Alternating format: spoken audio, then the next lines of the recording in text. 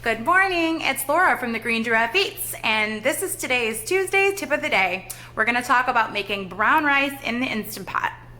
My favorite brown rice is actually a product that you can get frozen. I know I get this at Trader Joe, but there's also like a Bird's Eye, I believe, makes one.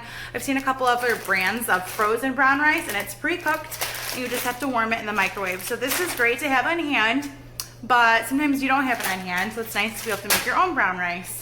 So I'm going to show you how I do it in the Instant Pot. To the bottom of the Instant Pot, you're going to add 2 cups of long grain brown rice. If you can't find long grain rice, the short grain will work. I just prefer the long grain myself. And then you're going to add 3 cups of water. A lot of the manuals will say to only add 2.5 cups. My manual, in fact, does. I just always find it to be a little bit like undercooked or a little crunchy for my taste. I think adding a little bit more water gives it a lighter and fluffier texture. So I always add 2 cups of brown rice to 3 cups of water. And then during the cooking process, I also add in 1 teaspoon of kosher salt.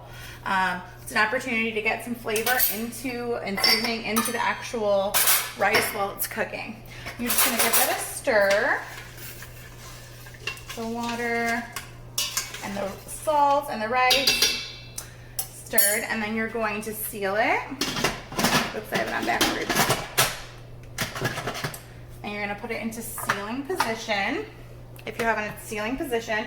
And then we're going to go down here and we're going to put it on manual, and it's going to be on high pressure for 22 minutes. Hi, so our rice cooked for 22 minutes on high, and then I just left it for a natural release. Normally I try to get it around 10 to 15 minutes, but I was outside running e-learning PE class for the kids, and I just got back in. So it's been doing a natural release for, it now says 24 minutes. It's fine, it's gonna be fine. It's not that big of a deal if you don't get it out sooner. You probably don't wanna leave it in there for hours. So what the natural release does is, instead of venting it and letting all the steam out, the steam will naturally release and the pressure will come down slowly. So you can switch it to venting, and there's nothing that's gonna come out now because it's already been slowly releasing. So you can just take the lid off, and it's really cool. It just kind of sits right here. And then, I don't know if anyone can see, it's really nice and it's not too dry. In fact, I'm gonna scoop some out into a bowl. Just show everybody how this looks. Here we go. See my messy cabinets. Okay. It's like perfect. It is so perfect. There's no water left at the bottom, but it's not too dry either. I always found that if I did it with the less amount of water, the 2.5 cups, that it was too dry. So there's our rice. It's kind of hot, but I'm going to taste it.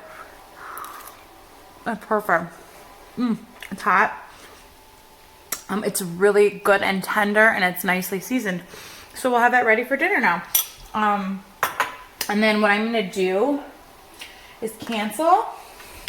And then it's just going to put it on warm. And it's just going to go for 10 minutes. So you could leave it in here till dinner time, or you can refrigerate it and just heat it up a little bit when you're ready to eat it. So that's how I make brown rice in my Instant Pot.